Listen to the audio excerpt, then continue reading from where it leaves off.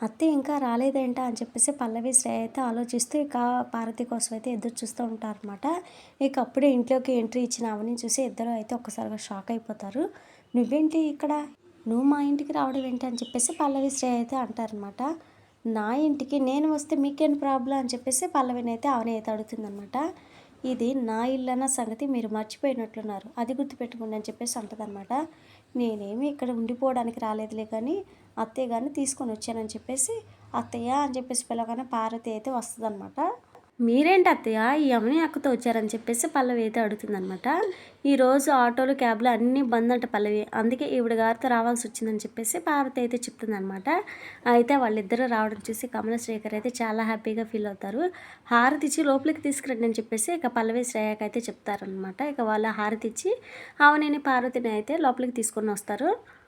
అవని వెళ్ళిపోతూ ఉండగానే పల్లవి అయితే ఆపి, "నువ్వు ఇంట్లోకి వద్దాం అనుకుంటున్నావేమో, అది ఎప్పటికీ జరగదు. ఈ కుటుంబం కలుస్తుందని ఆశలు పెట్టుకున్నావేమో, అవి ఆవిరైపోవాల్సిందని" చెప్పేసి అంటదనమాట. "ఇప్పుడు అత్తయ్యని తీసుకొని వచ్చినట్లే రేపు మావిని తీసుకొని వస్తాను.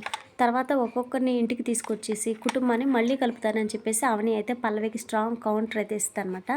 "నీ ఆటలు కట్టించే రోజు త్వరలోనే వస్తుంది. నువ్వు జాగ్రత్త పడు" అని చెప్పేసి అవని అయితే అంటదనమాట. కమల మాత్రం అవని చేసిన పనికైతే చాలా హ్యాపీగా ఫీల్ అవుతాడనమాట. "వదిన, నువ్వు చేసిన పని నాకు చాలా నచ్చిందని" చెప్పేసి మెచ్చుకుంటూ ఉంటాడు. "నువ్వు చెప్పినట్లే అమ్మ ఇంటికి వచ్చింది. నెక్స్ట్ మిగతా వాళ్ళందరూ కలవడమే" అని చెప్పేసి అంటాడనమాట. "అది కూడా త్వరలోనే జరుగుతుంది. నువ్వు తొందరపడి ఏ నిర్ణయాలు తీసుకోవద్దు కన్నయ్య" అని చెప్పేసి అంటదనమాట.